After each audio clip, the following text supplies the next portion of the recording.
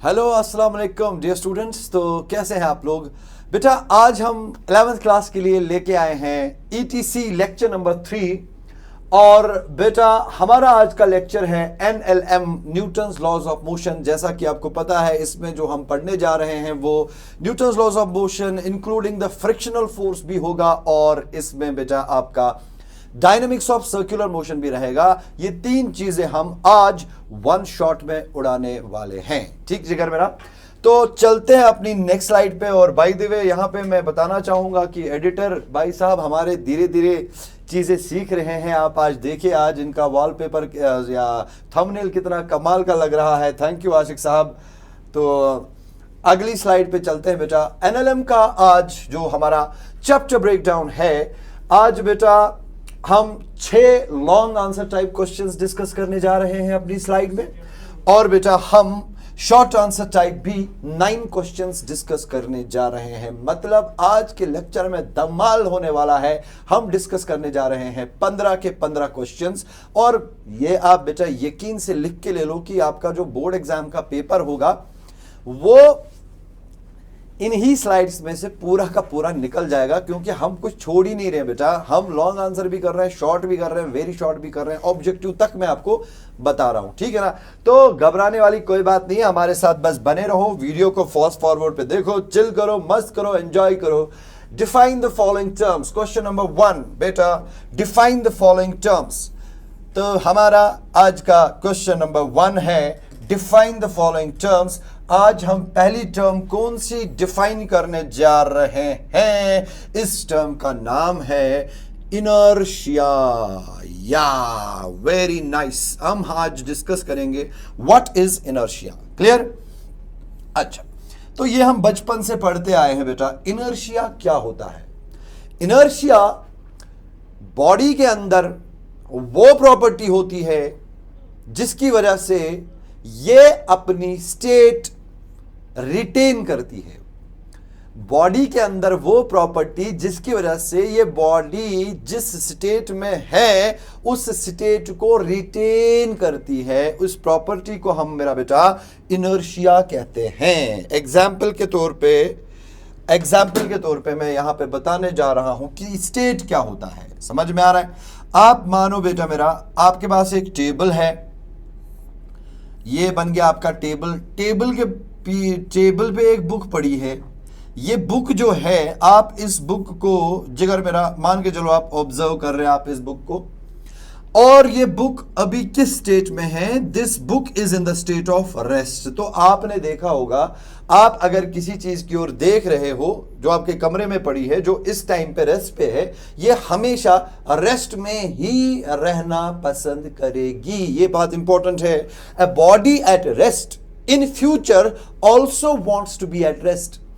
एक बॉडी जो अभी रेस्ट में है बेटा, ये फ्यूचर में भी रेस्ट में ही रहना चाहती है, because it has a property, that property we call as the inertia of rest. So what is inertia of rest? The property of a body by virtue of which it maintains its state of rest is called as inertia of rest. तो क्या लिखेंगे बेटा? inertia of rest फिलहाल। Okay, तो दूसरा, अगर बेटा आप किसी बॉडी की ओर देख रहे हो जो एक वेलोसिटी v से चल रही है, ध्यान से देखना बेटा, जो एक वेलोसिटी v से चल रही है, बात समझना। तो इस स्ट्रेट लाइन में चल रही है, इसको कौन सा मोशन हम कहते हैं जिगर? लास्ट लेक्चर में मैंने आपको बोला इसको हम यूनिफॉर्म मोशन कहते हैं। ठीक, तो ये बॉडी अगर इस टाइम पे यूनिफॉर्म मोशन में है, ये आगे भी यूनिफॉर्म मोशन में ही रहना पसंद करेगी। इसमें आगे भी फ्यूचर में भी यूनिफॉर्म मोशन में रहने की टेंडेंसी है, because this body has inertia of motion. समझ में आ रहा है? इस बॉडी के अंदर कुछ है, कुछ प्रॉपर्टी है, उस प्रॉपर्टी को हम क्या बोलते हैं बेटा? इनर्शिया ऑफ मोशन, जिसकी वजह से ये आगे फ्यूचर में भी हमेशा यूनिफॉर्म मोशन में ही रहना पसंद करेगी खुद से। इसके अंदर कुछ है। So what is inertia? We will write, शाबाश। Inertia is property of a body 1 mark का क्वेश्चन आएगा ये। Property of a body by virtue of which it retains its या tends to retain, यहां पे ज्यादा बेहतर होगा, tends to retain its state of rest or of uniform motion। बहुत बढ़िया, क्लियर। तो इनर्शिया दो तरह का होता है, inertia of rest, inertia of motion. आप तीसरा तरीका भी ऐड कर सकते हो, inertia of direction. Inertia of direction माने तो एक बॉडी जिस डायरेक्शन में चल रही होती है, ये चाहती है आगे भी उसी डायरेक्शन में चलती रहे, that is called as the inertia of direction. So ये हमारा जो है एक्चुअल में this is the definition of inertia, और it is Newton's first law. ये आप सबको पता है, Newton's first law defines inertia. Objective पूछेंगे जिगर, न्यूटन्स फर्स्ट लॉ किसका डेफिनेशन होता है? Newton's first law is the definition of inertia itself. It is the definition of inertia. हो गया बस। दूसरा question, what is force? What is force? ये भी आपको पता है। फोर्स क्या होता है? What is force? फोर्स आप सबको पता है, आपने बचपन में पढ़ा होता है, a push or a pull which changes the state of which changes the mechanical state of a body is called as force। Force एक ऐसा एजेंट होता है जो बॉडी की स्टेट को चेंज करता है, मतलब इसको रेस्ट से मोशन में लाता है, या अगर यूनिफॉर्म मोशन में है तो इसकी वेलोसिटी या तो बढ़ाता है या तो घटाता है, या तो डायरेक्शन ऑफ वेलोसिटी क्या करता है? चेंज। सो फोर्स एक्चुअली क्या होता है? Agent that changes the shabash mechanical state of a body। when you say mechanical state, we mean mechanical state change करना मतलब क्या होता है? एक रुकी हुई बॉडी को मोशन में लाना, एक चलती हुई बॉडी को स्पीड अप कराना, स्लो डाउन कराना, या इसका डायरेक्शन ऑफ मोशन चेंज कराना, ये सारा फोर्स करता है जिगर। सो this is the definition of force. It is an agent that changes the mechanical state of a body. Okay, मतलब इट आइदर शाबाश speeds of the body, speeds up the body, या तो एक बॉडी को speed up करेगा या तो slow down करेगा, स्लोज इट डाउन, या तो और changes its direction of motion, और change its direction of motion. Clear? अच्छा, what is the SI unit of force? सबको पता है मेरा बेटा, सबको पता है मेरा बेटा। इधर देखो, इधर देखो, इधर देखो, इधर देखो, इधर देखो। So what are the units of force? ये इंपॉर्टेंट चीज है बेटा, यूनिट्स ऑफ फोर्स। ये आपको मिलेगा जिगर आपके एग्जाम में, या तो 1 मार्क का क्वेश्चन, या तो यहां से बेटा ऑब्जेक्टिव आएगा। नंबर 1, इसका सीजीएस यूनिट क्या होता है? फोर्स का जो सीजीएस यूनिट होता है वो होता है डाइन। क्लियर? सो 1 डाइन कितना होता है? 1 डाइन फोर्स, अगर एक फोर्स 1 ग्राम मास में 1 सेंटीमीटर पर सेकेंड स्क्वायर का एक्सेलरेशन लाए तो हम बोलते हैं कि फोर्स 1 डाइन है। सो आपको सवाल आएगा डिफाइन डाइन। मेरी आवाज बेटा एक नोट इसका बना दो, व्हाट इज डाइन? तो आप लिखोगे बेटा in CGS system force acting on a body is said to be 1 dyne when it produces an acceleration of 1 centimeter per second square in a mass of 1 gram। Clear?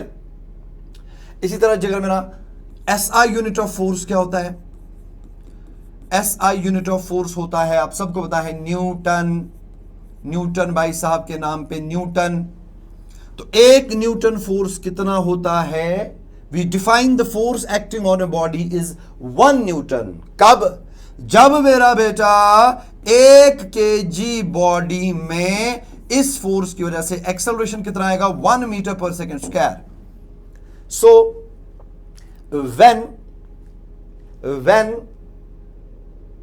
when do you say that force acting on a body is 1 Newton? When an acceleration of 1 meter per second square is produced in 1 kg body, you say the force acting on a body is 1 Newton. तो ये आपको याद रखना पड़ेगा। SI units of क्या क्या? Force का SI unit क्या है? न्यूटन। CGS यूनिट क्या है? Dyne. And what is the relation between newton and dyne? सबको पता है बेटा, 1 न्यूटन होता है 10 to the power 5 dynes. Very good, हो गया बस। This was the definition of force. अच्छा, third, what is equilibrium of a body? कब आप कहते हैं कि एक बॉडी किस में है बेटा? इक्विलिब्रियम में। अब बोर्ड का रिवीजन चल रहा है यार, बोर्ड का रिवीजन चल रहा है, इसमें इतना घबराने वाली कोई बात नहीं है, इसको ज्यादा सीरियसली मत लो। जो पढ़ा रहा हूं बस आप भी उतना ही पढ़ो। When do you say a body is in equilibrium? अच्छा बेटा, अगर एक बॉडी, so we will write a body is, अगर कभी भी आपके पास एक बॉडी है जो कंटिन्यूअसली रेस्ट में है या यूनिफॉर्म मोशन में है। अब आप बोलोगे सर कंटिन्यूअस यूनिफॉर्म मोशन क्या होता है? मैंने आपको लास्ट अपने लेक्चर में पढ़ाया था काइनेमेटिक्स में। यूनिफॉर्म मोशन मतलब होता है motion in a straight line with a constant velocity, है ना? तो अगर एक बॉडी या तो कंटिन्यूअसली रेस्ट में है या तो यूनिफॉर्म मोशन में है, दोनों को हम बोलते हैं कि इक्विलिब्रियम में है बॉडी। बात समझना मेरा बेटा। So when do you say a body is in equilibrium? शाबाश, you say a body is in equilibrium. A body is in equilibrium. Short answer type question, 1 mark question आएगा ये। If it is either at rest, मगर rest होना चाहिए continuous. बात समझना, यहां पे मैं लिखूंगा if it is at rest, मगर रेस्ट होना चाहिए कंटिन्यूअस, और moves with a uniform velocity, or moves with a uniform velocity। शाबाश। तो हम कहते हैं एक पॉइंट ऑब्जेक्ट कब इक्विलिब्रियम में होता है? जब ये या तो रेस्ट में होगा, कंटिन्यूअस रेस्ट में होगा, या तो कंटिन्यूअसली यूनिफॉर्म मोशन करेगा। इन दोनों कंडीशंस को हम बोलते हैं कि बेटा जी बॉडी इक्विलिब्रियम में है। अच्छा, what is the condition for a body to be at equilibrium? Condition क्या है कब ये बॉडी इक्विलिब्रियम में रहती है बेटा? कंडीशन है the vector sum of all the forces acting on the body must be 0। फिलहाल के लिए इतना काफी है। रोटेशन में आप ज्यादा जनरल डेफिनेशन इक्विलिब्रियम का पढ़ोगे, फिलहाल एनएलएम में इतना काफी है। तो जब बॉडी पे जितने भी फोर्सेस लग रहे होंगे, मान के चलो बेटा जिगर आपके पास है एक बॉडी, इस बॉडी पे लग रहे हैं बहुत सारे फोर्सेस। एक फोर्स लग रहा है F1 वेक्टर, दूसरा फोर्स लग रहा है F2 वेक्टर, तीसरा फोर्स लग रहा है F3 वेक्टर, चौथा फोर्स लग रहा है F4 वेक्टर। अगर इन सारे फोर्सेस का रिजल्टेंट 0 हुआ तो हम बोलेंगे बेटा बॉडी इक्विलिब्रियम में है। समझ रहे हो? तो basically it is an translatory type of equilibrium. Clear? तो when we say net force is 0, हमारे कहने का मतलब है net force along x axis should be 0, net force along y axis should be 0, net force along z axis should be 0। क्योंकि बेटा अगर कोई वेक्टर 0 होता है तो उसके इंडिविजुअल कंपोनेंट्स भी 0 ही होते हैं ना। इफ अ वेक्टर इज 0, इस x component is 0, it's y component is 0, it is z component is 0। सो अगर यहां रिजल्टेंट फोर्स वेक्टर 0 है तो मतलब इस रिजल्टेंट फोर्स का x कंपोनेंट भी 0 होगा, इसका y कंपोनेंट भी 0 होगा, इसका z कंपोनेंट भी 0 होगा। तो we have successfully finished the equilibrium, the definition of the equilibrium and the condition for the body to be at equilibrium. Clear clear clear. तो ये हो गया इक्विलिब्रियम क्वेश्चन नंबर 1 खत्म। चलो बेटा आगे, चलो बेटा आगे, चलो बेटा आगे। Now Again, one more short answer type question. Difference between inertial and non-inertial frames of reference. शाबाश शाबाश। तो पहले हम यहां पे देखना चाहेंगे जिगर इनर्शियल फ्रेम किसको कहते हैं। तो बेटा अगर आप लोगों ने मेरी वीडियो, लास्ट वाली वीडियो काइनेमेटिक्स की ध्यान से देखी होगी बेटा, वहां पे मैंने आपको फ्रेम ऑफ रेफरेंस पढ़ाया था कि फ्रेम ऑफ रेफरेंस क्या होता है। जिस फ्रेम में एक ऑब्जर्वर बैठ के दुनिया को देखता है, ऑब्जेक्ट्स को देखता है, ऑब्जेक्ट्स को ऑब्जर्व करता है, उस फ्रेम ऑफ रेफरेंस को हम उस जगह को हम फ्रेम ऑफ रेफरेंस बोलते हैं। समझ रहे हो? तो ये फ्रेम ऑफ रेफरेंस दो तरह का होता है। इनर्शियल फ्रेम क्या होता है? अब शाबाश। इनर्शियल फ्रेम ऐसा फ्रेम ऑफ रेफरेंस होता है जो या तो रेस्ट में हो या तो यूनिफॉर्म मोशन में हो। बस हो गया। So what will be the definition of inertial frame of reference? शाबाश। एनी फ्रेम ऑफ रेफरेंस, पहले फ्रेम ऑफ रेफरेंस बनाएंगे जिगर। फ्रेम ऑफ रेफरेंस में क्या आता है? एक कोऑर्डिनेट सिस्टम एक्स एक्सिस आता है और वाई एक्सिस आता है और जेड एक्सिस आता है। बहुत बढ़िया। और एक क्लॉक भी आता है, ये इंपॉर्टेंट चीज है, एक और क्लॉक भी आता है। तो आप इस फ्रेम ऑफ रेफरेंस को कब इनर्शियल फ्रेम कहोगे? If this frame of reference is either at rest or is moving with a constant velocity. अगर कोई भी फ्रेम रेस्ट में है या यूनिफॉर्म मोशन में है तो आप बोलते हो कि ये फ्रेम इनर्शियल फ्रेम है। बहुत बढ़िया। मतलब Newton's laws are valid in this frame. Newton's laws are valid in this frame.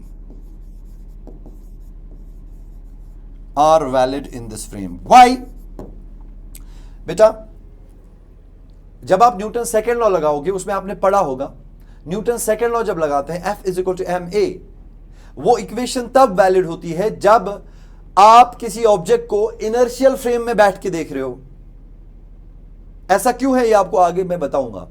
ऐसा क्यों है, इस बात का जवाब मैं आगे दूंगा। That's a promise.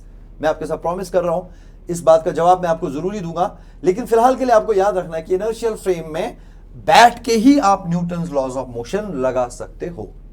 ठीक है ना? Now what is a non inertial frame of reference? शाबाश।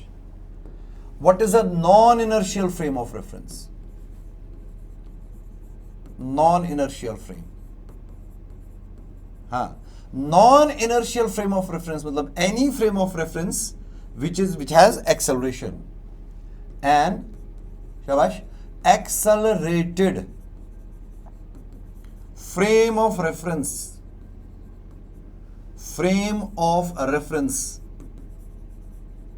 is called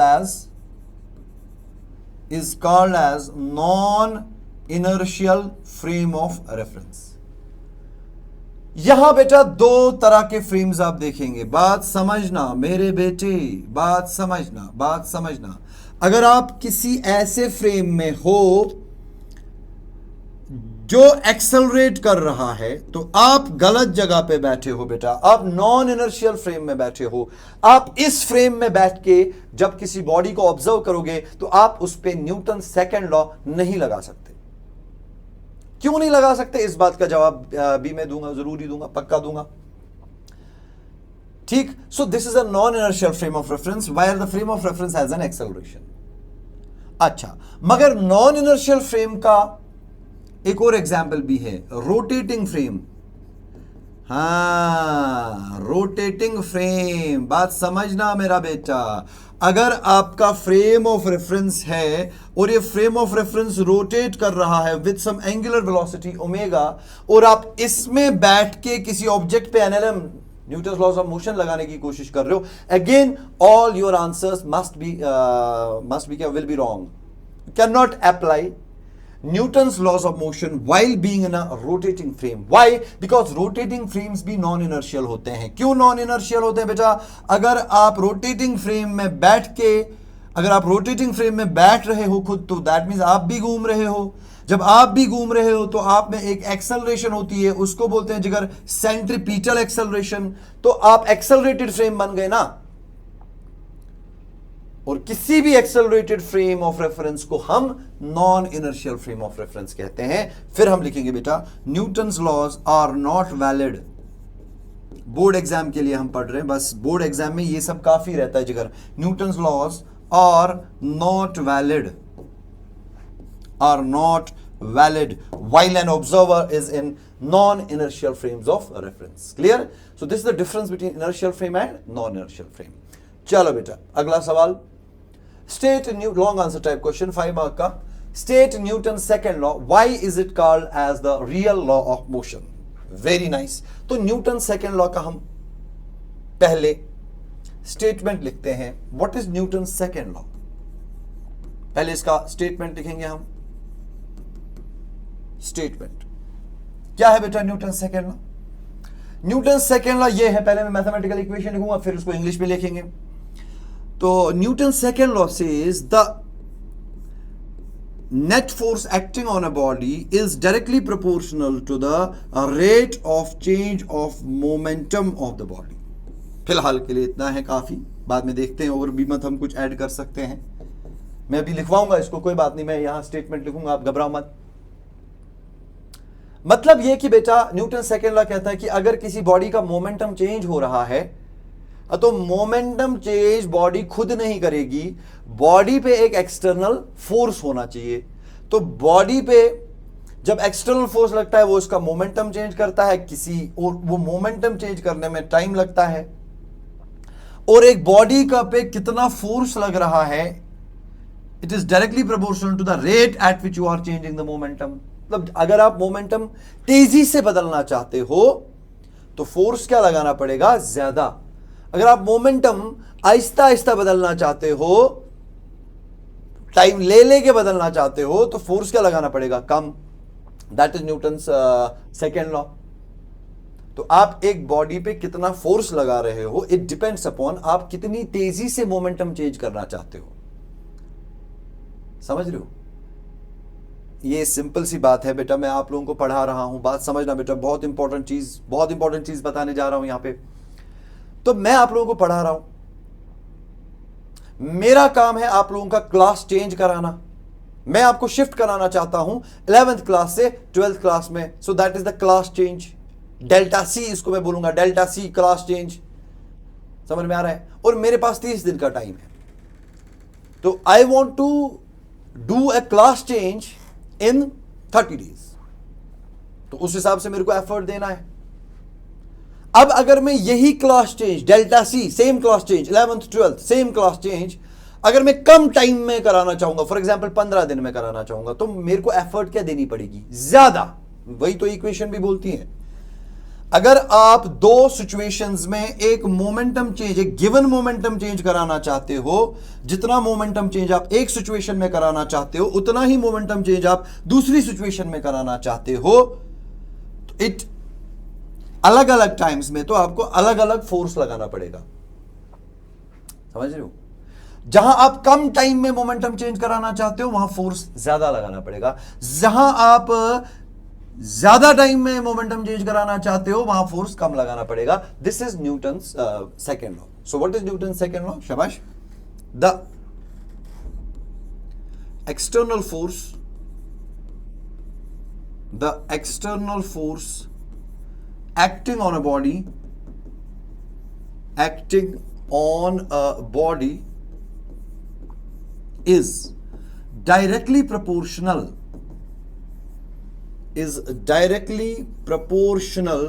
important चीजें बताऊंगा बेटा, to the rate of change of momentum of the body. Very nice. Momentum of the body. बहुत बढ़िया। Mathematically मैंने लिखा F is proportional to dp by dt। अब proportionality को हटाएंगे तो कांस्टेंट लगाना पड़ेगा। सो F is equal to some constant K multiply by dp by dt। बहुत ही बढ़िया। तो K का वैल्यू हम 1 मानते हैं। The system of units is so chosen that the value of K is chosen to be equal to 1। ठीक है, तो इसका मतलब हुआ जिगर मेरा, आपके पास जो इक्वेशन बनेगी that is F is equal to dp by dt। This is the Newton's second law. The force acting on a body is equal to the rate of change of momentum of the body. अब यहां पे आप important point क्या लिखोगे बेटा, ध्यान से मेरी और, डायरेक्शन ऑफ फोर्स, ये बहुत इंपॉर्टेंट है। अगर आपने ये पॉइंट नहीं लिखा आपको मार्क्स नहीं मिलेंगे। डायरेक्शन ऑफ फोर्स, फोर्स किस डायरेक्शन में होता है, बहुत इंपॉर्टेंट चीज। क्या फोर्स मोमेंटम की डायरेक्शन में होता है ना? यहां से फोर्स है वेक्टर क्वांटिटी, यहां से वेक्टर क्वांटिटी मोमेंटम नहीं है, डीपी है। डीपी मतलब चेंज इन मोमेंटम। और मतलब यह कि बेटा force is not in the direction of momentum but force is in the direction of change in momentum. ये बहुत इंपॉर्टेंट चीज है। Force is in the direction of, शाबाश मेरा बेटा, direction of change in momentum. मैं लिख भी रहा हूं आज, मजा आएगा मजा, क्योंकि बहुत सारे बच्चे अभी भी बोल रहे हैं कि सर अभी भी हमारे पास नोट्स नहीं है। देखो बेटा, कुछ चीजें पॉसिबल होती है, कुछ चीजें पॉसिबल नहीं होती। आप मेरे से जितना भी पॉसिबल है, क्योंकि हम वन शॉट कर रहे हैं बेटा, वन शॉट में नोट्स लिखवाने बैठूंगा तो ये 4 साल लगेंगे इसमें। हाँ, अब मैं लिख रहा हूं notes, they are sufficient for you. आप अपनी नोटबुक पे भी देखो एंड देन कंपेयर। इसी के आसपास आपको जस्ट एक क्विक रीडिंग देनी है, ठीक है ना बेटा। आप लोगों ने सारा पढ़ा, आपके टीचर्स ने बहुत ज्यादा मेहनत की होगी इस चीज पे, तो आई डोंट थिंक कि यहां पे कुछ ज्यादा करना है। बस एक बार देख लो, फास्ट फॉरवर्ड पे जाने दो इसको, ठीक है। तो फोर्स का डायरेक्शन होता है in the direction of change in momentum. This equation number 1 we call as the Newton's second law. अच्छा जी, अब बेटा अगर मैं इक्वेशन 1 को थोड़ा सा आगे ले जाऊं, थोड़ा सा आगे अगर मैं इसको ले जाऊं बेटा, मेरा इधर मैं ऐसे लिख सकता हूं, F is equal to d by d t of rate of change of momentum है, मोमेंटम की जगह mv डाल दो। क्लियर? तो F किसके बराबर आएगा, यहां यूवी फॉर्मूला लगाओ, m dv by dt, m बाहर कर दो, डिफरेंशिएशन वेलोसिटी को करो, प्लस v बाहर कर दो, dm by dt, UV formula. अगर मास बॉडी का कांस्टेंट है, जो हमारे सिलेबस में है वो यही है, कांस्टेंट मास सिस्टम्स जिनमें मास चेंज नहीं होगा। अगर मास कांस्टेंट है तो dm बाई dt 0 हो गया। इसका मतलब हुआ जो आपका फोर्स आएगा वो किसके बराबर आएगा, m dv by dt is the acceleration of the body. यहां से बेटा इनर्शियल नॉन इनर्शियल फ्रेम भी समझ में आएगा। इंपॉर्टेंट बातें बताऊंगा, 2 ख्याल रखना मेरा बेटा। द फेमस मा इक्वेशन, और सच में ये इक्वेशन जो है F is equal to ma, it is the ma equation. And सच में बेटा मा मींस मदर, एंड सच में this equation is the mother of all the physics. सारी फिजिक्स इसी इक्वेशन से निकली। तो कोइंसिडेंटली मा मींस माँ, माँ होती है जो किसी को जन्म देती है, और इसी इक्वेशन ने क्लासिकल मैकेनिक्स में जितनी भी फिजिक्स यूज होती है, इसी इक्वेशन ने उसका जन्म दिया। सो that is why this equation is very beautiful equation, और यही इक्वेशन को कंसिडर किया जाता है तो this brought a revolution in the physics. जो भी आप टेक्नोलॉजी देख रहे हो अपने आसपास, कहना जरूरी है बेटा, गाड़ी देखो, फैन देखो, कुछ भी दिमाग में, कुछ भी जो आपके दिमाग में मशीन आती है, क्रेन्स, कार्स, बाइक्स, एरोप्लेन्स, है ना, rockets, every damn thing, it is the application of this equation। तो इसमें ये F क्या है बेटा, आप इसमें नोट करना पड़ेगा। F is the net force acting on a body, net force बोले तो resultant force acting on the body। M क्या होता है बेटा, M होता है mass of the body, बहुत बढ़िया। और A, ये ख्याल रखो बेटा, A is the acceleration। यहां पे मैं इंपॉर्टेंट बात बताऊंगा बेटा, A is the acceleration, ये नोट करके लिखना वहां पे, A is the acceleration of the body but as measured from an inertial frame।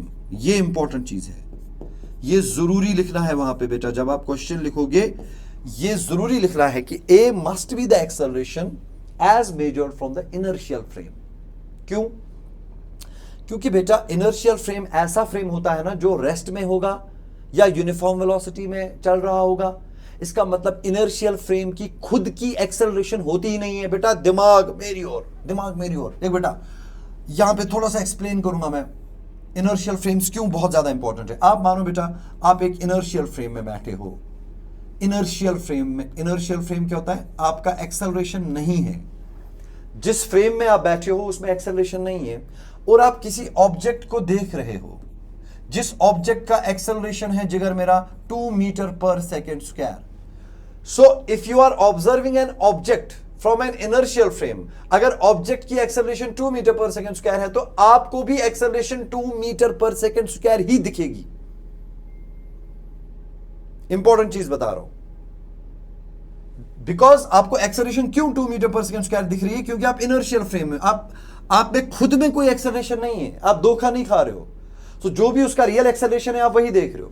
हां, अगर आप नॉन इनर्शियल फ्रेम में बैठे हो, ये बॉडी है, बॉडी का एक्सेलरेशन है 2 मीटर पर सेकेंड स्क्वायर, आप किसी ऐसे फ्रेम में बैठे हो जिसका एक्सेलरेशन है 1 मीटर पर सेकेंड स्क्वायर, तो आप नॉन गलत जगह बैठे हो, आप नॉन इनर्शियल फ्रेम में बैठे हो बेटा। जिस ऑब्जेक्ट को आप देख रहे हो उसका acceleration with respect to inertial frame 2 metre per second square है, मगर आप जिस जगह पे बैठे हो वो खुद एक्सेलरेटेड फ्रेम है, तो आपको उसकी एक्सेलरेशन दिखेगी नहीं 2, आपको 2 - 1 1 दिखेगी बेटा, आपको 2 - 1 1 दिखेगी, तो आपको रियल एक्सेलरेशन नहीं दिखेगी। समझ रहे हो आप? इसलिए जब आप किसी बॉडी का एक्सेलरेशन मेजर करोगे, you have to make sure that you are in an inertial frame. इसलिए हम बोलते हैं कि Newton second law is applicable only in an inertial frame, because from an inertial frame you can decide about the true acceleration of the body, otherwise आपको गलत acceleration मिलेगी body की non inertial frame से। I hope that answers the question. So we have completed our definition of the Newton second law. Newton second law क्या है और हम Newton second law को क्यों रियल लॉ ऑफ मोशन कहते हैं, कोई बात नहीं, इसको भी बताएंगे। Why Newton second law is called as the real law, वो मैं यहां पे एक्सप्लेन करूंगा। रियल लॉ हम इसको क्यों कहते हैं, why Newton second law is called as the real law, क्योंकि बेटा न्यूटन सेकेंड लॉ जो होता है, Newton second law can be used to deduce both Newton's first law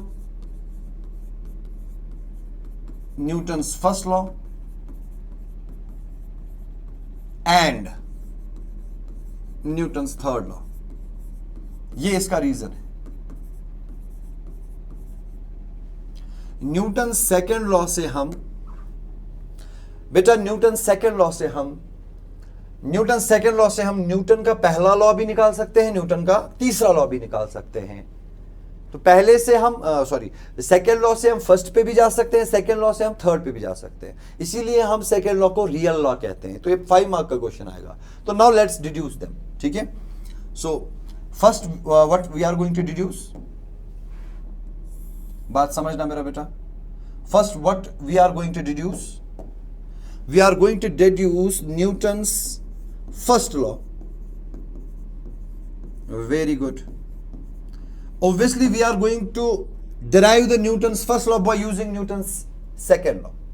So Newton's second law is net force is mass times the acceleration of the body। बात समझ मेरा बेटा? हाँ, तो अगर नेट फोर्स 0 है, अगर नेट फोर्स 0 है तो एक्सेलरेशन भी 0 है। एक्सेलरेशन 0 है तो मतलब वेलोसिटी कांस्टेंट है। यही तो है न्यूटन्स फर्स्ट लॉ। क्या कहता है बेटा Newton's first law? Newton's law first law कहता है कि अगर कोई बॉडी पे एक्सटर्नल फोर्स नहीं लग रहा है तो उसका स्टेट चेंज नहीं हो सकता, यानी कि उसका वेलोसिटी कांस्टेंट रहेगा। अगर 0 है तो 0 ही रहेगा, अगर कुछ और है तो कुछ और ही रहेगा। कब? अगर नेट फोर्स नहीं हुआ तो ये भी तो वही बोलता है Newton second law. Newton second law भी तो वही बोलता है कि अगर नेट फोर्स 0 है तो एक्सेलरेशन 0 होगा, अगर एक्सेलरेशन 0 होगा तो वेलोसिटी कांस्टेंट रहेगी। बात खत्म हो गई। तो we have deduced Newton's first law. Newton's first law deduce करना क्या मतलब है ना? जब आपको कोई बोलेगा जरा न्यूटन्स फर्स्ट लॉ को डिड्यूस करके दो, आपको क्या डिड्यूस करना है, आपको क्या डिराइव करना है? If net force is 0, acceleration is 0, acceleration is 0, velocity is constant. खत्म। This is Newton's first law. Now बेटा, now we have to deduce Newton's third law. चलो बेटा, अभी हम न्यूटन का तीसरा लॉ डिराइव करते हैं, न्यूटन्स थर्ड लॉ। बहुत इजी। मान के चलो मेरा बेटा, आपके पास है दो बॉडीज। पहले diagram should be beautiful. Okay, तो I will draw a beautiful diagram over here. आप मानो कि एक स्मूथ सरफेस है, इस स्मूथ सरफेस पे we have two bodies, body A and body B. Clear? ये हो गई बेटा अपनी बॉडी ए, और ये होगी बेटा अपनी body B. Body A body B पे फोर्स लगा रही है, तो इस फोर्स को हम बोलेंगे जिगर मेरा एफ बी ए। मतलब force on B because of A. और बॉडी ए पे भी फोर्स लग रहा है मेरा बेटा, कितना? F A B. Body B में F A B, force on A because of B.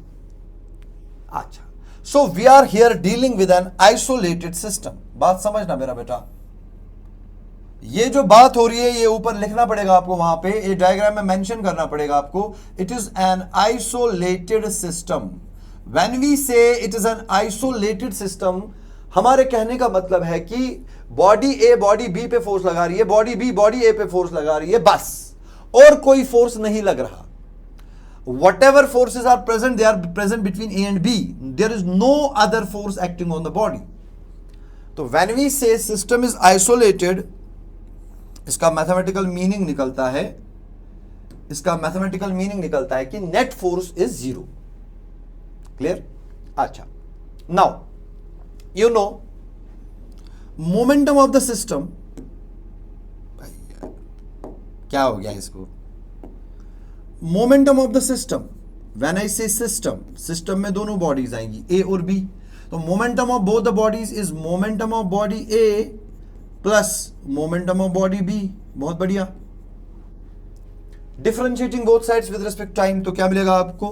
D by d t of momentum of the system is equal to d by d t of momentum of A plus d by d t of momentum of B. क्या बात है, बहुत बढ़िया। तो rate of, ये क्या होता है? D by d t of momentum of system, it is the rate of change of momentum of the system. That means it is the external force acting on the system. External force acting on the system is equal to rate of change of momentum of A. Rate of change of momentum of A means force acting on A, because rate of change of momentum is force. तो अगर A का rate of change of momentum means A पे फोर्स, A पे कितना force है? F A B. तो हमने लिखा बेटा F A B plus rate of change of momentum of B. तो rate of change of momentum of B क्या होता है? Force on B. Force on B कितना है? F B A. बहुत बढ़िया। इसका मतलब क्या है? इधर इसका मतलब है बेटा FAB plus FBA is net external force acting on the system. But you know that the system is isolated. We are dealing with an isolated system. That means the net external force should be zero. That means 0 is equal to FAB vector plus करेंगे बेटा FBA vector. क्या बात? इसका मतलब हुआ FAB vector is equal to minus FBA vector. बहुत बढ़िया। This equation represents the Newton's third law. ये आपको पता है, जितना फोर्स FAB है उतना फोर्स FBA है। मतलब जितना बॉडी ए ने बॉडी बी पे फोर्स लगाया उतना ही बॉडी बी ने भी बॉडी ए पे फोर्स लगाया। माइनस साइन का मतलब है they are opposite in direction. मैंने आपको पढ़ाया था वेक्टर्स में। क्लियर? तो वी हैव डिराइव्ड न्यूटन्स क्या? Why is Newton's second law considered as the real law? Because we are deriving Newton's first law as well as Newton's third law by using Newton's second law. And what is Newton's second law? Newton's second law is, या तो आप लिख सकते हो F is equal to ma, या तो आप लिख सकते हो F is equal to dp by dt. Clear? बड़े ही प्यार से हमने इस क्वेश्चन को बनाया। कितने मार्क का क्वेश्चन? 5 मार्क का क्वेश्चन। बस हो गया, बस हो गया, बस हो गया। पहले स्टेटमेंट, फिर थोड़ा सा इक्वेशंस, फिर माँ को डिराइव करेंगे, फिर मैंने इंपॉर्टेंस ऑफ दिस ए बोला, एफ इक्वल टू माँ में ए क्या है? A is the acceleration as measured from the inertial frame, है ना? नोट करेंगे जिगर मेरा इसको। क्लियर? आगे मेरा बेटा, आगे मेरा बेटा। फिर हमने न्यूटन्स फर्स्ट लॉ को भी डिराइव किया, न्यूटन्स थर्ड लॉ को भी डिराइव किया। चलते हैं आगे बेटा। Question number 4, law of conservation of momentum and it's applications. अच्छा जी, पहले what is law of conservation of momentum? Again it is a consequence of Newton's second law. तो पहले लिखेंगे जिगर, it is a, शाबाश, it is a consequence of, it is a consequence of, ये भी Newton second law से ही निकलता है, consequence of Newton's second law. अच्छा, पहले मैं दूसरा पॉइंट इसमें स्टेटमेंट डालूंगा मैं, मगर स्टेटमेंट में डालूंगा मैथमेटिक्स करने के बाद। पहले मैथ करेंगे फिर स्टेटमेंट डालेंगे, समझ आ रहा है? उससे थोड़ा इजी रहेगा। Using Newton second law, what is Newton second law? शाबाश। Newton second law says the external force acting on a body या acting on a system, net external force acting on a system is the rate of change of momentum of the system। यही है ना बेटा? ये कौन सी equation है? Newton's second law, यही है। तो अगर हम लिखेंगे ऐसे कंडीशन, अगर if net external force, if net external force is equal to 0, अगर एक सिस्टम पे एक्सटर्नल फोर्स लग ही नहीं रहा है, that means if this F vector is equal to 0, फिर then we can write dp by dt is equal to 0। rate of change of momentum is 0, मतलब momentum बदल ही नहीं रहा है। अगर मोमेंटम बदल ही नहीं रहा है तो मोमेंटम क्या रहा फिर? सिस्टम का कांस्टेंट। बस हो गया। अगर मोमेंटम कांस्टेंट रहा तो इसी को हम बोलते हैं law of conservation of momentum. एक सिस्टम का या सिस्टम ऑफ पार्टिकल्स का, एक बॉडी का या बहुत सारी बॉडीज का भी, समझ रहे हो, कभी भी टोटल मोमेंटम बदलता नहीं है।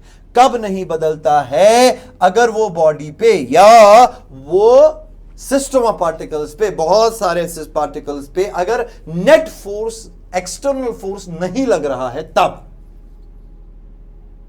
बॉडी सिस्टम का मोमेंटम क्या रहता है? कांस्टेंट। ओके, तो हम इसको ऐसे भी लिख सकते हैं यहां पे, momentum, if momentum is a constant that simply means mv is a constant, है ना? mv is a constant. mv is a constant को हम कैसे लिख सकते हैं? हम m1v1 is equal to m2v2। ये सब आप लोगों को पता है, इसमें ज्यादा जाने की जरूरत नहीं है। इंपॉर्टेंट ये इक्वेशन है। That means the conservation of momentum is conditional. Conservation of momentum is, it is conditional. ये इंपॉर्टेंट चीज है, इट इज कंडीशनल। ये आप तब अप्लाई करते हो जब एक्सटर्नल फोर्स नहीं होगा, तब मोमेंटम कंजर्व रहता है। तो क्या लिखेंगे स्टेटमेंट? शाबाश। If the net external force, if the net external force acting on a body or system of particles, SOPs, is 0, then the total momentum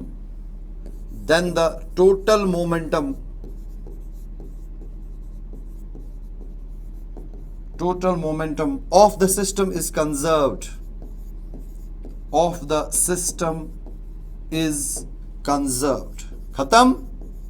क्या बात है, ये हो गया बेटा जी कंजर्वेशन ऑफ मोमेंटम। अब बेटा इसकी एप्लीकेशन है, आपको दिखाया, वहां पे बताया जाएगा। एक एप्लीकेशन भी बता दो। तो application of momentum conservation, what is the application? Best example is शाबाश recoil velocity of a gun, आप भी यही वहां लिखोगे। तो ये मेरा बेटा अलग से सवाल आ सकता है, recoil velocity of a gun अलग से सवाल आ सकता है जिगर, ये अलग से सवाल आ सकता है 3 मार्क का। Why does a gun recoil upon firing a bullet? Because of the momentum conservation, क्योंकि मोमेंटम कंजर्वेशन का ये एप्लीकेशन है। ठीक जिगर मेरा, तो यहां पे हम एक गन बनाते हैं पहले डायग्राम में। सो this is, let us suppose this is a gun, आप भी बनाओ, बस ये गन प्यारा बनाना। ये गन का जो मास है वो कैपिटल एम है, और इसके गन के अंदर एक गोली है, गोली का मास है बेटा small m. What is the initial momentum of the system? Gun plus bullet system, it is gun plus bullet system. Initial momentum of the system is 0 before firing. Okay, this is before firing.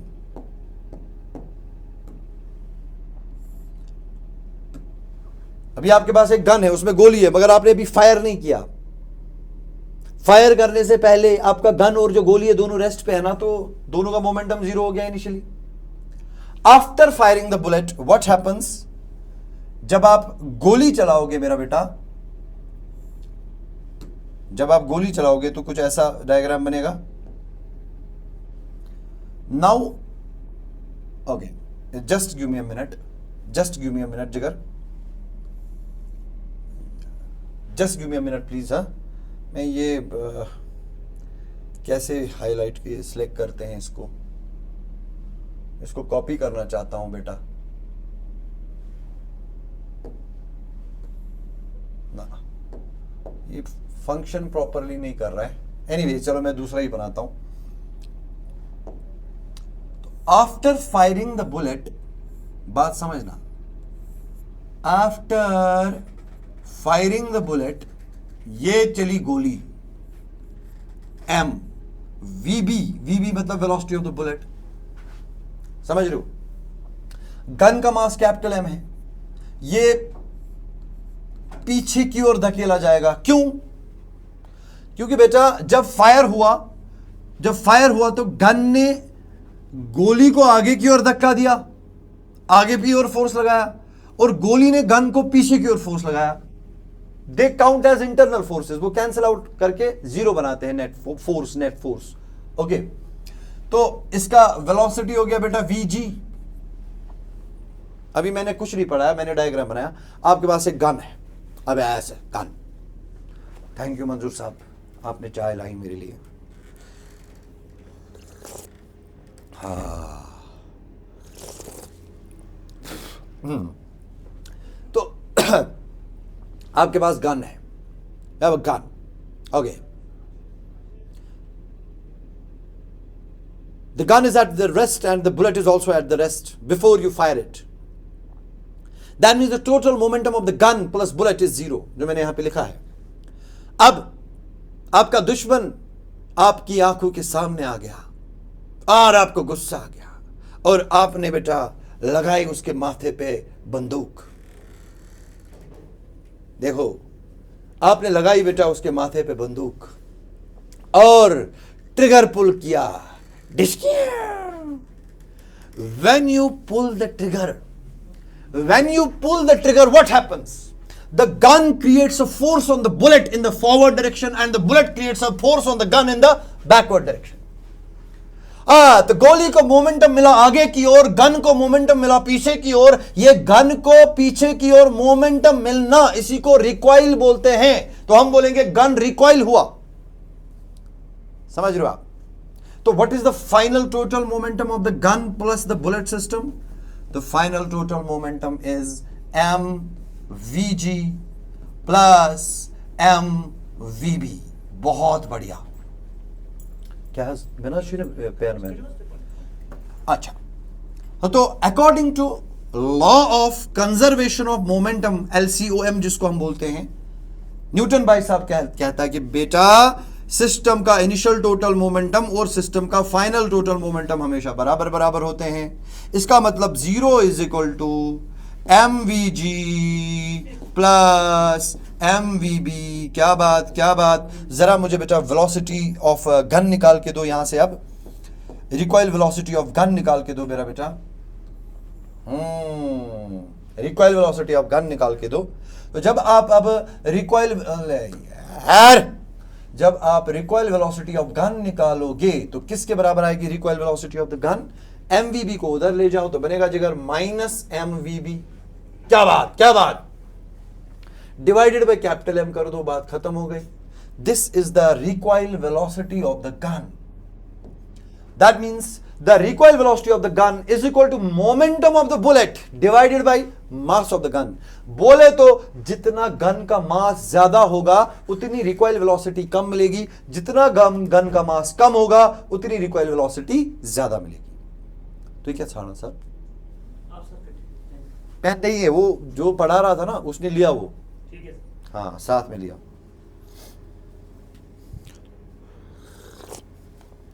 जरा मैं देखूंगा बेटा recording हो रही है कि क्या हो रहा है। हेलो हेलो, हाँ हो गया। So this finish the application of the conservation of momentum along with the recoil velocity of the gun. Okay, अगला सवाल जिगर मेरा, what is impulse and what is impulse momentum theorem. जल्दी जल्दी से करेंगे मेरा बेटा। पहले हम देखेंगे इंपल्स क्या होता है। अगेन मैं बेटा जी कुछ भी नहीं कर रहा, मैं पहले मैथमेटिकल इक्वेशन लिख रहा हूं। देख बेटा जब भी कोई फोर्स किसी बॉडी पे लगता है तो किसी टाइम के लिए लगता है ना। मान के चल ये है कोई बंदा, मैं इसको मारूंगा मुक्का, तू स्लो मोशन में देखना। मैं इसको जब मुक्का मारूंगा तो मैं इस पे फोर्स लगा रहा हूं किसी टाइम तक। तो मेरा फोर्स इस बॉडी में इंपैक्ट लाएगा, बहुत सारे इफेक्ट्स लाएगा। इसका शायद शेप चेंज करेगा, इसका साइज चेंज करेगा, इसका मोमेंटम चेंज करेगा, है ना। So to measure the impact of a force created on a body we use a term impulse. So what is impulse? It is a measure of impact of a force acting on a body for a time interval. So what does impulse measure? It is a measure of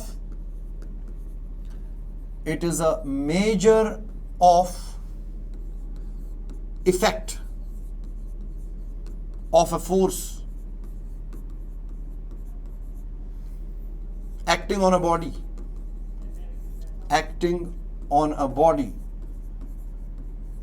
for a given time interval। खत्म। given time interval।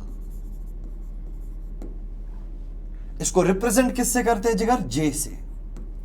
जो ये जे होता है, impulse vector होता है, ये आप mathematically कैसे निकालते हो सबको पता है। It is defined as the integral of F D t. कोई बोलेगा ये कहां से आया सर? अरे यार कोई बोलेगा ये कहां से आया? बेटा ये डेफिनेशन है, इसको ऐसे डिफाइन किया जाता है। कहां से आए? डेफिनेशन कहीं से नहीं आती है बेटा। डेफिनेशन चीजों का क्रिएट किया जाता है out of nothing. It is a physical quantity which is defined mathematically as the integral of force with respect time. So अगर आप अच्छे बच्चे होंगे, आपको कोई बोलेगा डिफाइन इंपल्स, आप सीधे बोल सकते हो sir impulse created by a force is defined as the integral of force with respect to time। this is also a good definition, इसमें कोई परेशानी वाली बात नहीं। ठीक है बेटा। तो अगर फोर्स कांस्टेंट है तो इंपल्स कैसे निकालोगे आप? J is equal to F integral of dt will be time interval delta t। मगर ये कब लगेगा मेरा बेटा? ये लगेगा अगर फोर्स कांस्टेंट होगा। Clear? What is the unit of impulse? आप समझना मेरा बेटा, यूनिट फोर्स का हो गया न्यूटन, टाइम का हो गया सेकेंड, तो इंपल्स का यूनिट हो गया न्यूटन सेकेंड। और ये एक वेक्टर क्वांटिटी है, impulse is a vector quantity. हाँ, और इसका डायरेक्शन है same as that of force. Direction है इसका same as that of force vector. खत्म। This is impulse. अच्छा, ग्राफिकल मीनिंग बहुत इंपॉर्टेंट बेटा, बहुत इंपॉर्टेंट बात यहां पे बताने जा रहा हूं। बहुत इंपॉर्टेंट बात। Area under area under force time curve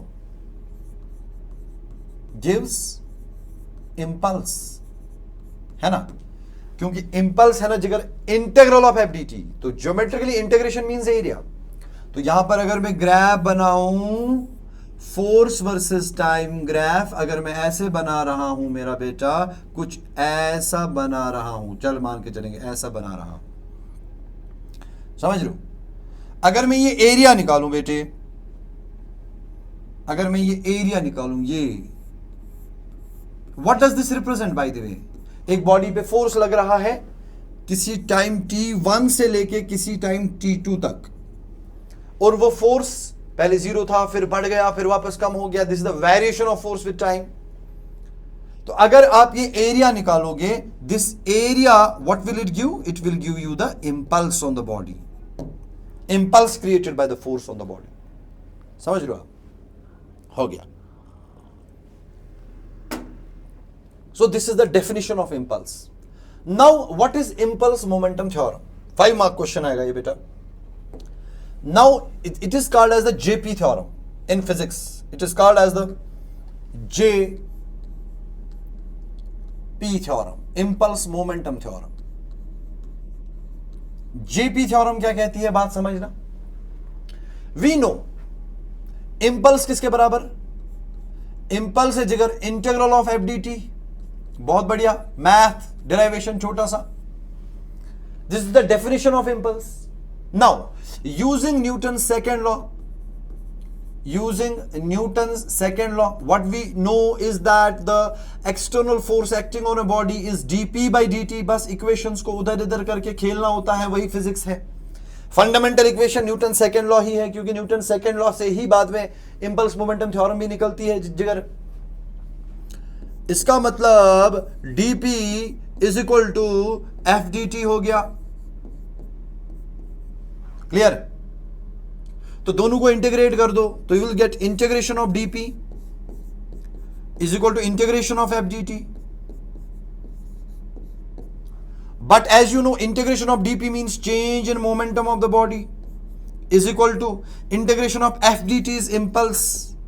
तो this equation is called as the impulse momentum theorem. और ये इक्वेशन क्या कहती है मेरा बेटा, ये कहती है the impulse created by a force on a body equals to the change in momentum of the body. इसको लिख लो बेटा, इसको लिख लो, इसको लिख लो। बाद में आप कहते हो सर थोड़ा थोड़ा हम लिख भी लेते हैं, शाबाश। The impulse created by a force on a body equals to change in momentum of the body।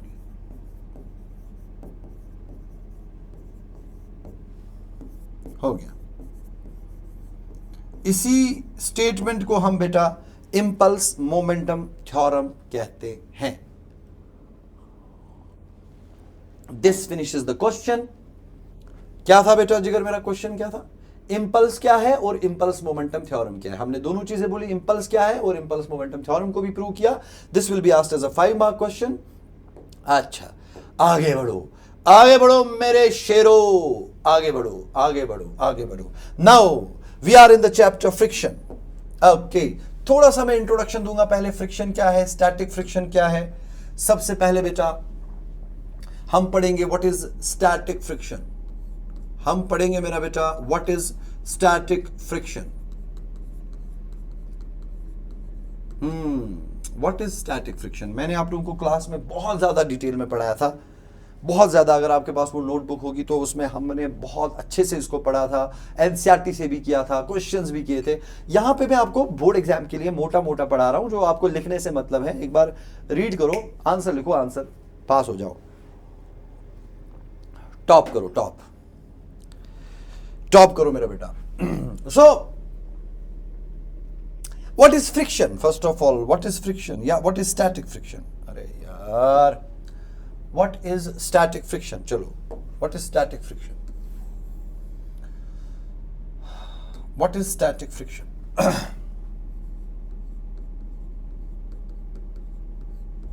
मैं ऐसे लिखूंगा बेटा, नंबर 1 स्टैटिक फ्रिक्शन को मैं छोटे छोटे पॉइंट्स में ब्रेक करूंगा, फिर हम वो ब्रेक करके उसको एक ही डेफिनेशन में डाल देंगे, मजा आएगा। पहले छोटे छोटे पॉइंट्स। स्टैटिक फ्रिक्शन क्या है? It opposes tendency of relative motion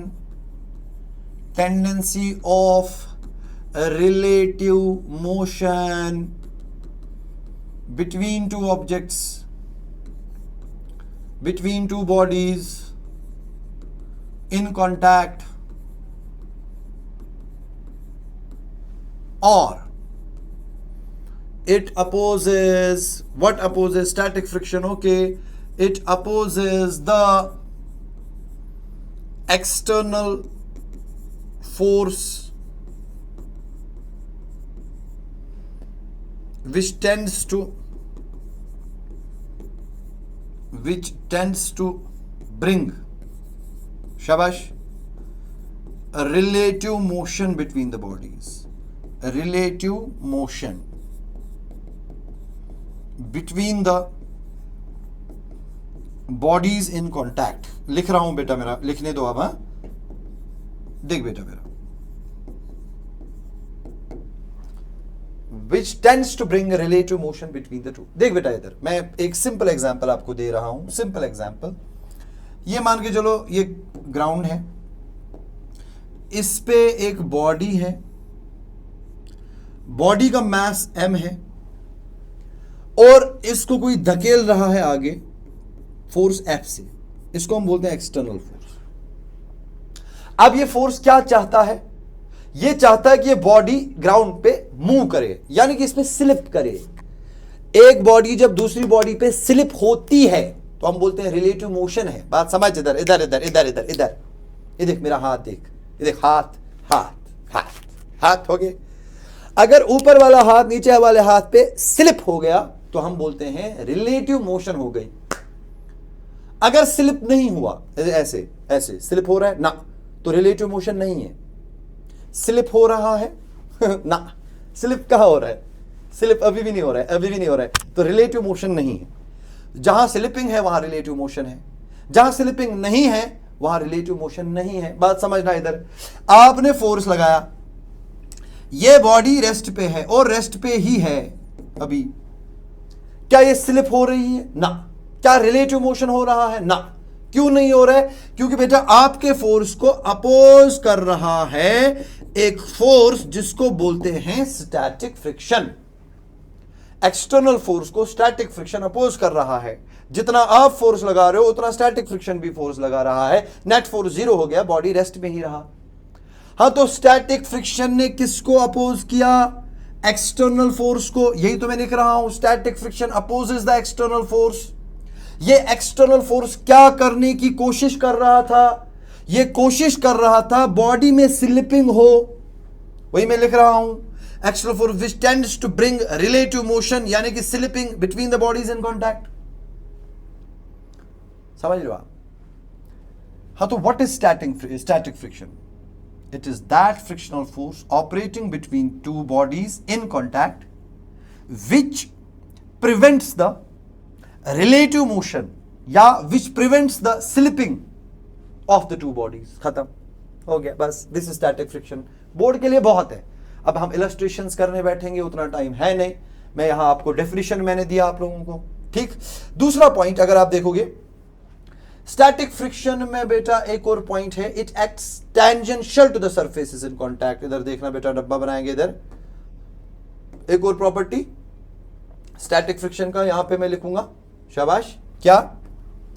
acts tangential, acts tangential to the surfaces in contact, है ना। आप देखो स्टैटिक फ्रिक्शन, ये ना सरफेस इन कांटेक्ट, उसको टेंजेंशियल लगा। दूसरा एक फोर्स आपने नाम सुना होगा, normal reaction. Normal reaction acts perpendicular to the surface in contact. Frictional force acts tangentially to the surface in contact. Clear? अच्छा, third point, it is a self-adjusting, the most important point.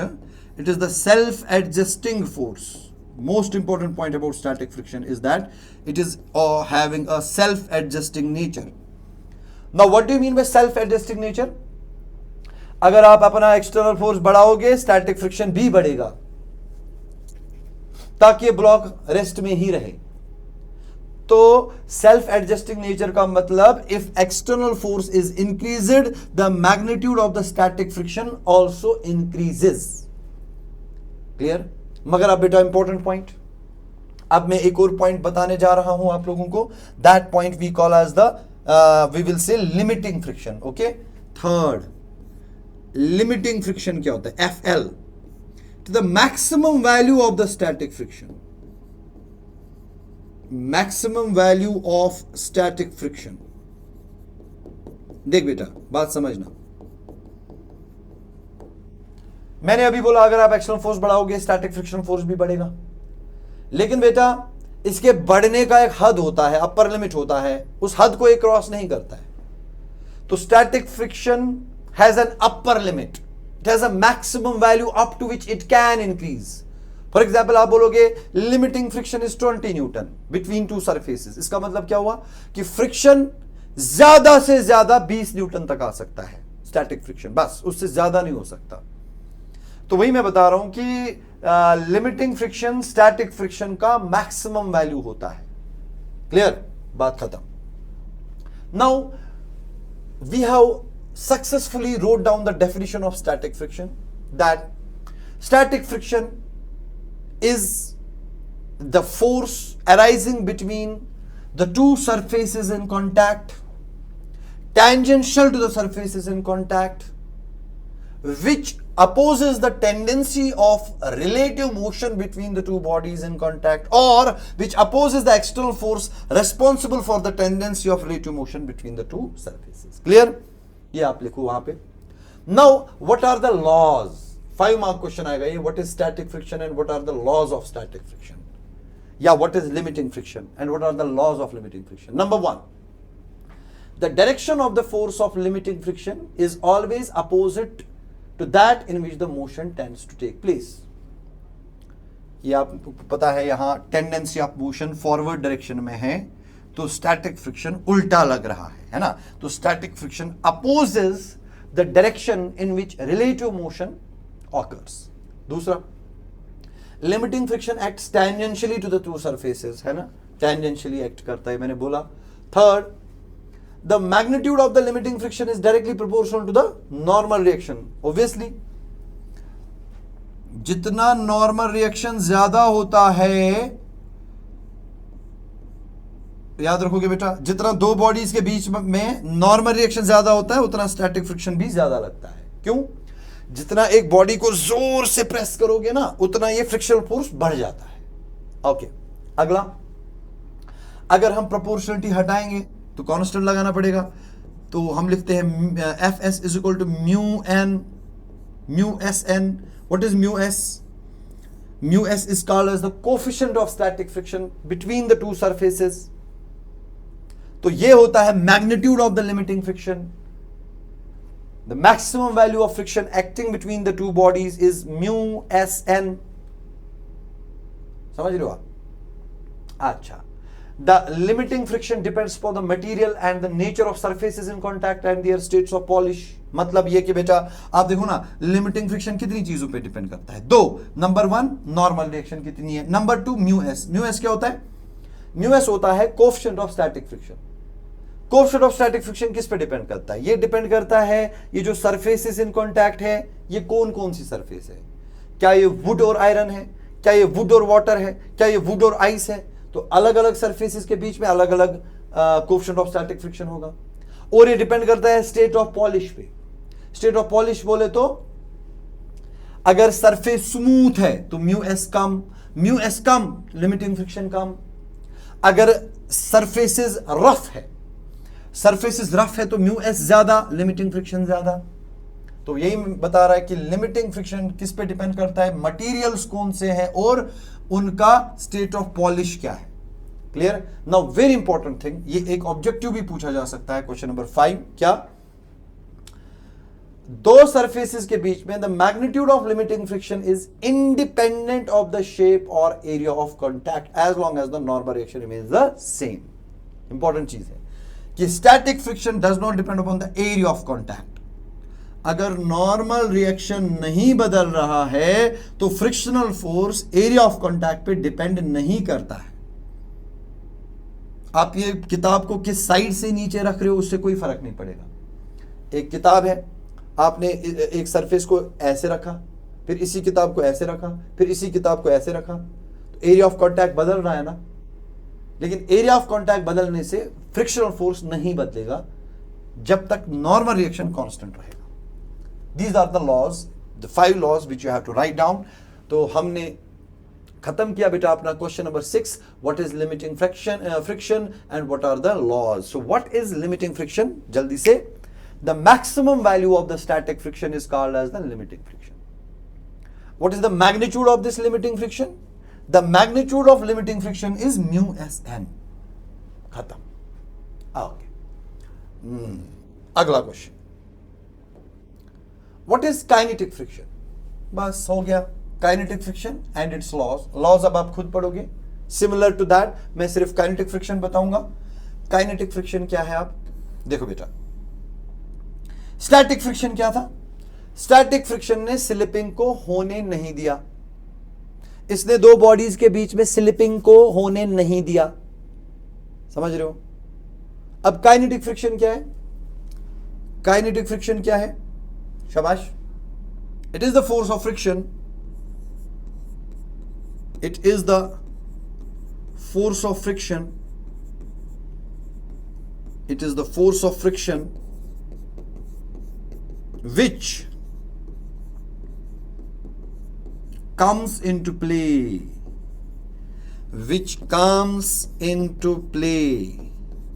कब? when there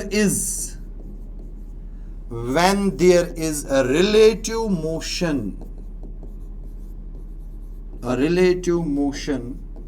between the two surfaces in contact. अगर अब दो surfaces in contact के बीच में बेटा, अगर अब दो सरफेसेस इन कॉन्टैक्ट में बीच में बेटा रिलेटिव मोशन हो गई, रोकने की कोशिश किसने की बेटा? रोकने की कोशिश किसने की बेटा? स्टैटिक फ्रिक्शन ने। हाँ,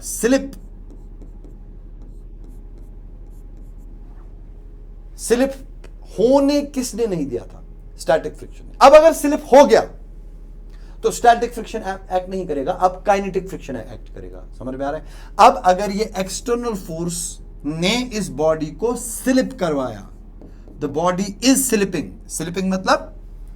स्लिपिंग मतलब रिलेटिव मोशन हो गया या स्लिपिंग हो गया, अब इस बॉडी पे लगेगा मेरा बेटा काइनेटिक फ्रिक्शन।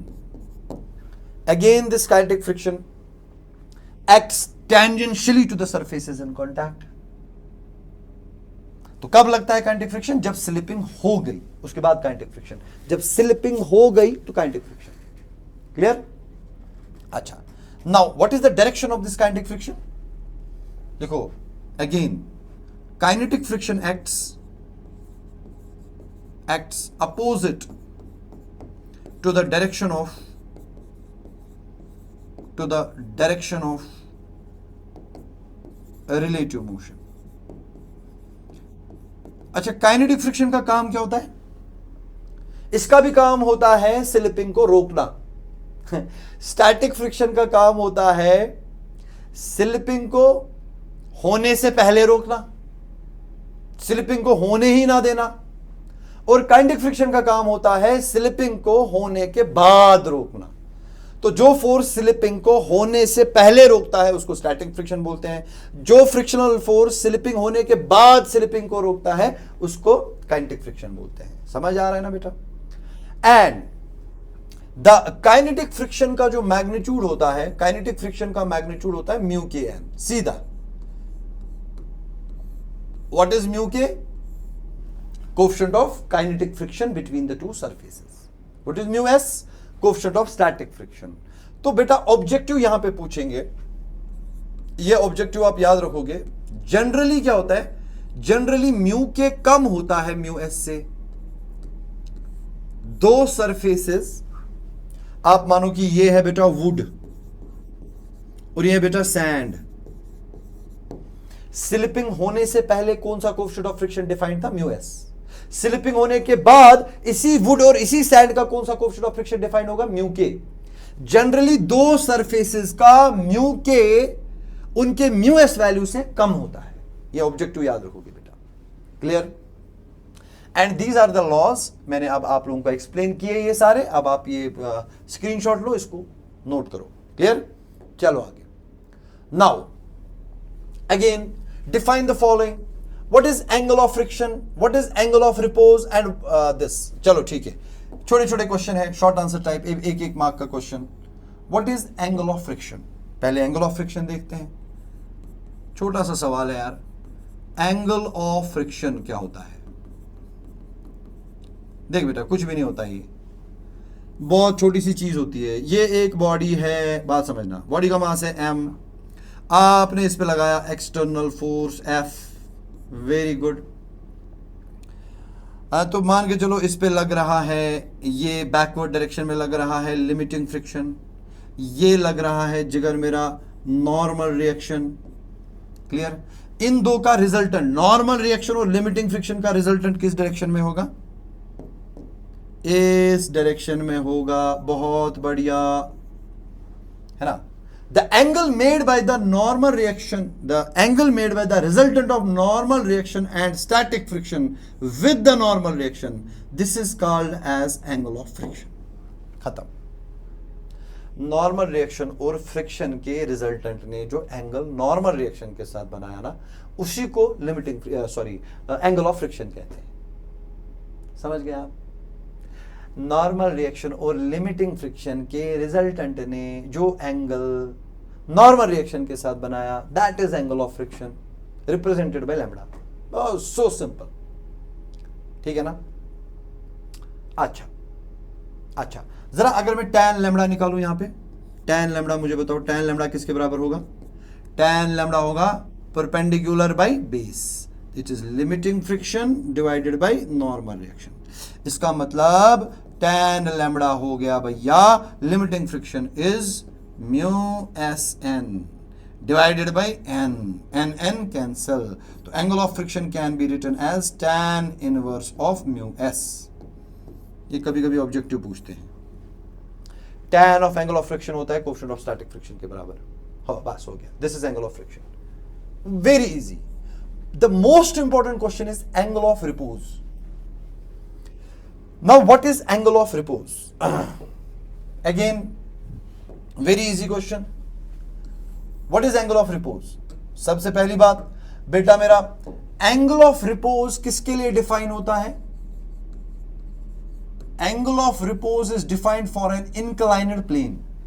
मान के चलो आप बेटा, ये है हमारा इंक्लाइनेड प्लेन, ये मान के चलो आप, ये हमारा इंक्लाइनेड प्लेन है। क्लियर? हटा दो। ये मान के चलो आप हमारा इंक्लाइनेड प्लेन है, इस पे एक बॉडी है, this is the body on the inclined plane, this is the body on the inclined plane. बात समझना मेरा बेटा, this is the body on the inclined plane, बात समझना। बॉडी का मास है जिगर m and the inclined plane is rough, coefficient of friction is mu S. ठीक है? हाँ, तो angle of repose inclined plane का वो एंगल होता है, थीटा आर से मैं इसको रिप्रेजेंट करूंगा। Angle of repose inclined plane का वो एंगल होता है जिसपे ये बॉडी नीचे आना जस्ट शुरू कर दे। द एंगल इधर लिखेंगे हम नोट पे, शाबाश। द एंगल ऑफ इंक्लिनेशन आप लिखेंगे बेटा, the angle of inclination of the inclined plane at which the body at its surface just begins to slide down. Very nice. इसी एंगल को हम एंगल ऑफ रिपोज कहते हैं, रिप्रेजेंट करते हैं थीटा आर से. अब यहां इंपॉर्टेंट है बेटा फ्री बॉडी डायग्राम. देख बेटा फ्री बॉडी डायग्राम में आप क्या करोगे, नीचे की ओर बनाओगे एम जी, बहुत बढ़िया. यहां से बनेगा जिगर मेरा नॉर्मल रिएक्शन, बहुत बढ़िया. एन इधर से बनेगा मेरा बेटा limiting friction F L. M G के दो हिस्से होंगे बेटा. ये क्या हो गया, ये हो गया अपना एम जी कॉस थीटा, और एम जी का ये component M G, sorry sir कि मैं क्या बोल रहा हूं, मैं दिमाग खराब हो गया मेरा, बहुत टाइम से पढ़ा रहा हूं ना. एम जी साइन थीटा, और बेटा मेरा ये हो गया अपना M G cos theta. M G को हमने रिजॉल्व किया.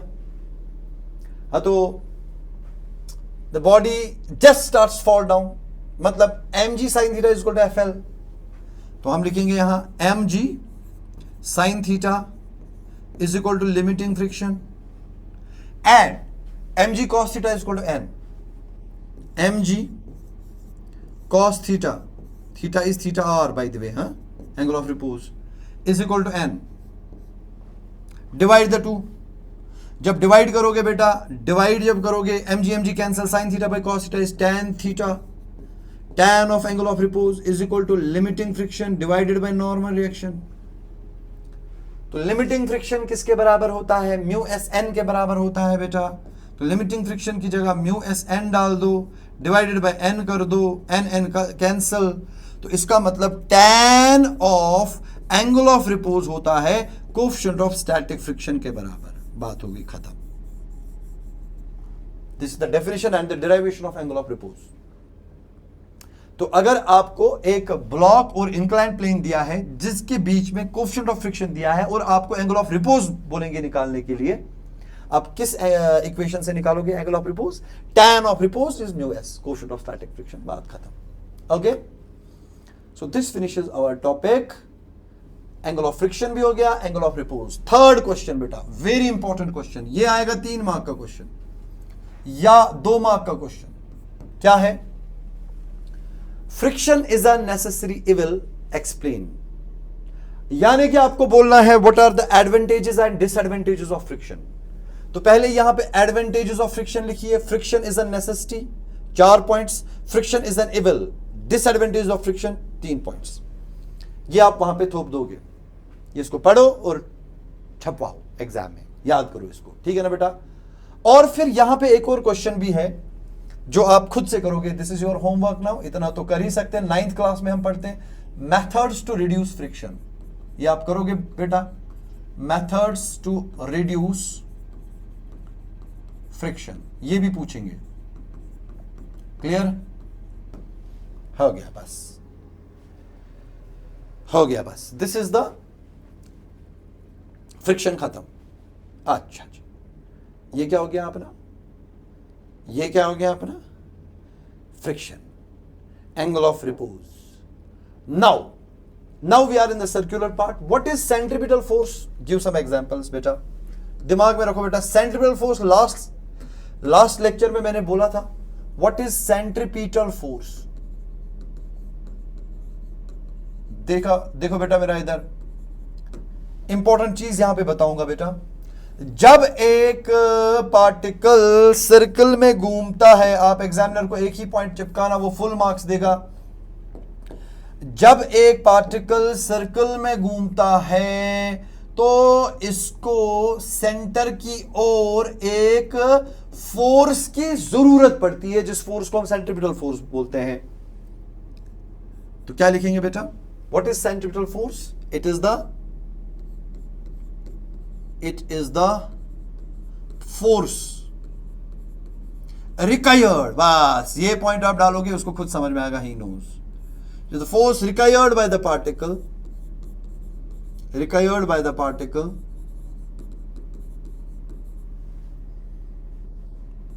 towards the center, towards the center,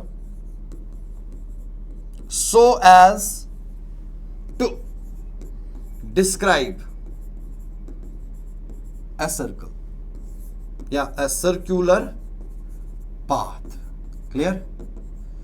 एक पार्टिकल को जब भी सर्कुलर पाथ पे जाना होता है, कर्व करना होता है, इसको सर्कल के सेंटर की ओर एक फोर्स की जरूरत पड़ती है, जिस फोर्स को हम बोलते हैं जिगर सेंट्रीपिटल फोर्स।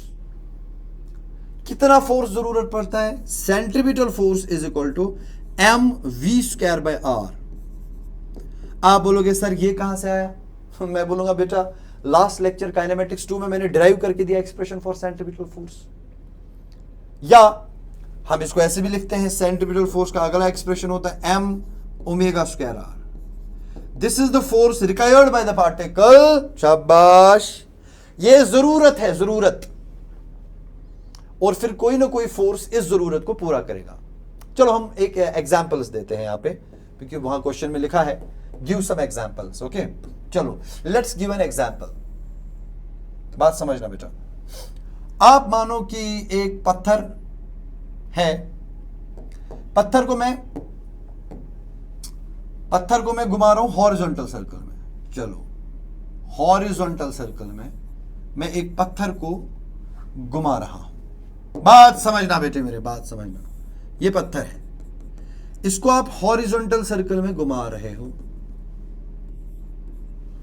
इसकी वेलोसिटी v है और ये सर्कल में जिसमें घुमा रहे हो उसका रेडियस r है। मुझे बताओ अगर ये सर्कल में घूम रहा है तो इसको सेंटर की ओर चाहिए ना फोर्स। कितना फोर्स इसको चाहिए? Centripetal force. किसके बराबर? mv² बाय r के बराबर। बात समझना। अब आप FBD बनाओगे, फ्री बॉडी डायग्राम बनाओगे, और देखोगे कौन सा फोर्स टुवर्ड्स द सेंटर लग रहा है। जरा FBD बनाओ। तो FBD में जब बनाओगे mg डाउनवर्ड, और फिर ये रेड कलर से tension T away from the body, तो कौन सा फोर्स टुवर्ड्स द सेंटर लग रहा है? Tension T। तो हम बोलेंगे टेंशन T ही सेंट्रीपिटल फोर्स की रिक्वायरमेंट को पूरा करेगा। तो मैंने लिखा जिगर T is equal to mv² by r। आया समझ में? पहले ये सेंट्रीपिटल फोर्स लग नहीं रहा है बेटा बॉडी पे। जब भी फ्री बॉडी डायग्राम बनाओगे, फ्री बॉडी डायग्राम में mv² बाय r मत बनाओ। It is not the force acting on the body, it is the required force. एक और एग्जांपल दूंगा, motion of A car on a bridge. ये देख, ये सब क्लासरूम में पढ़ाया गया है बेटा, नोट्स देख लो आप लोग। देख जिगर मेरा, आप मानो कि आपके पास एक ब्रिज है, ये ब्रिज है, इस पे गाड़ी है टॉप मोस्ट पॉइंट पे, इसका मास m है। जब ये गाड़ी चलेगी टॉप मोस्ट पॉइंट पे तो बेटा सर्कल में जा रही है, सर्कल का रेडियस आप मान के चलो r है, इसकी वेलोसिटी मान के चलो v है। जरा इसको कितना फोर्स चाहिए? Required force mv² by r। बस पहले रिक्वायरमेंट लिखनी चाहिए, उसके बाद FBD बनानी चाहिए। बनाओ बेटा FBD में क्या बनेगा? mg downwards, very nice. और क्या बनेगा? Normal reaction upwards, very nice. तो कौन सा फोर्स लग रहा है टुवर्ड्स द सेंटर? mg, मगर उसको -n होगा, because net force mg -n आएगा। तो यही net force mg -n centripetal force देगा। mg -n is equal to क्या? mv² by r। ये दो examples. So this is stone in a horizontal circle, stone in a horizontal circle, and this is motion on a curved bridge. बहुत बढ़िया, motion on a curved bridge. ठीक है, these are some examples which demonstrate what is centripetal force.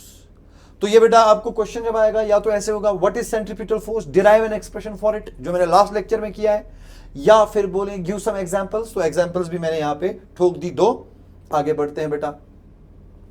explain why roads are banked at the curves. Again, very simple question. Curves पे roads banked क्यों होते हैं, elevated क्यों होते हैं? फिर से देखो बेटा, डायग्राम बनाएंगे सीधा सीधा, ज्यादा दिमाग नहीं खराब करेंगे। ये मान के चलो आप, ये एक बैंक्ड रोड है, इसका हाइट h मान के चलो, ये एंगल थीटा है। मतलब बेटा जब आप गाड़ी चलाते हो, आप देखते हो ना कर्व, जहां पे गाड़ी वाले को स्टीयरिंग घुमानी पड़ती है, उसको कर्व बोलते हैं। तो कर्व्स पे जो सड़क होती है, सड़क वो एक साइड से एलिवेटेड होती है। जैसे फॉर एग्जांपल ये सड़क है, ये फ्लैट हो गई, ये फ्लैट सड़क हो गई, मगर इस पे बैंक के, इस पे कर्व्स पे ये एक साइड से उठाई गई होती है ऐसे। So one of the edges, outer edges is raised and the inner edges are pressed down. This is called as the banking, और इसको बैंकिंग एंगल बोलते हैं। अब ये बैंकिंग क्यों की जाती है, बस इसमें मक लो, बाकी टीचर्स को भी पढ़ाना है बेटा। I have taken enough time. This is mass m, ठीक? तो क्या करोगे आप, FBD बनाओगे, mg डाउनवर्ड, नॉर्मल रिएक्शन ऐसे n, तो ये हो गया मेरा बेटा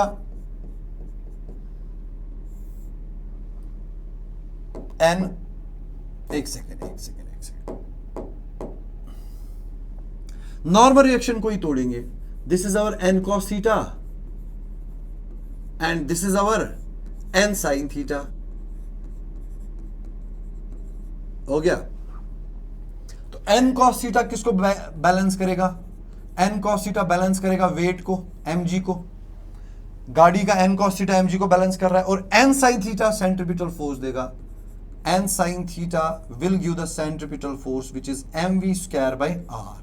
डिवाइड करके आपको मिलेगा, डिवाइडिंग 2 and 1, इसको उसके साथ डिवाइड करेंगे तो हमें मिलेगा tan theta is equal to n cancel, sine by cos tan theta is equal to mm cancel, v square by r g।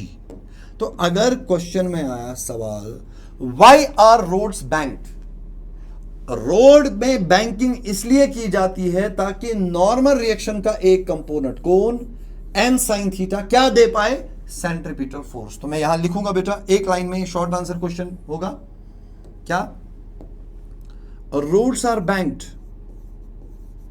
Roads are banked so that n sin theta, the component of the normal reaction, is able to provide the required centripetal force। बात खत्म, required centripetal force, बात हो गई खत्म। तो n sin theta ने ही centripetal force दिया। अगर बैंकिंग नहीं होती, अगर बैंकिंग नहीं होती तो रोड फ्लैट होता, रोड फ्लैट होता तो गाड़ी ऐसी होती, फिर mg नीचे लगता, फिर नॉर्मल रिएक्शन ऊपर लगता, फिर टुवर्ड्स द सेंटर कोई फोर्स नहीं आता, फिर सेंट्रीपिटल फोर्स नहीं बनता, तो गाड़ी सर्कल में भी नहीं घूम पाती। Clear? So this is the banking of roads and this theta is called as the angle of banking. अच्छा जी, चलो आगे, last question. Explain why does the cyclist bend while negotiating a curve. यहां पे डायग्राम बनाई गई है बेटा, फिर से वही कहानी, जब इसको कर्व पे जाना होता है तो ये बेंड लेता है, ये अपने साइकिल को बेंड करता है। क्यों? ताकि ये r sin थीटा क्या दे पाए, r cos थीटा किसको बैलेंस करता है, mg को, और r sin थीटा क्या देगा, सेंट्रीपिटल फोर्स देगा। तो इस पे यही इक्वेशन लगेगी वापस, r cos theta is mg, r sin theta is mv square by r। फिर से वही इक्वेशन क्या शाबाश, r sin theta centripetal force देता है, it is mv square by r। आपकी लेवल पे इतना काफी है, डिटेल में मैं नहीं करना चाहता इसको, ज्यादा डिटेल में करेंगे वो नीट के लिए इंपॉर्टेंट होता है। r cos theta is equal to mg, clear? Divide करो तो आपको क्या मिलेगा, tan theta is equal to, फिर से वही v square by r g। Very nice. What is theta, cyclist कितना बैंड हुआ, इसने वर्टिकल के साथ कितना एंगल बनाया जब इसको एक सर्कुलर स्टंट करना था, एक सर्कुलर टर्न लेनी थी। हो गया, this is the banking of roads. Okay, so अगर आपको पूछा जाएगा explain why does cyclist bend while negotiating a curve, cyclist bends so that the component r sin theta is able to provide a centripetal force. Khatam. Acha, thank you so much. We have done all our slides. We will quickly go through all the slides and see कुछ मत skip हुआ. तो ये हमारा chapter NLM friction circle खत्म हो गया बेटा. We will quickly go through the slides and we will see कुछ अगर रह गया होगा बेटा जी. ये हो गया inertia, force and equilibrium. Clear, clear, clear, clear, clear, clear, clear, clear, clear, clear, clear, clear, clear, clear, clear, clear, clear, clear. सारा क्लियर है बेटा. हमने कोई भी स्लाइड स्किप नहीं किया फॉर्चुनेटली. दुआओं में याद रखिए. Thank you so much. अस्सलाम वालेकुम. मेरी तरफ से प्यार भरा सलाम.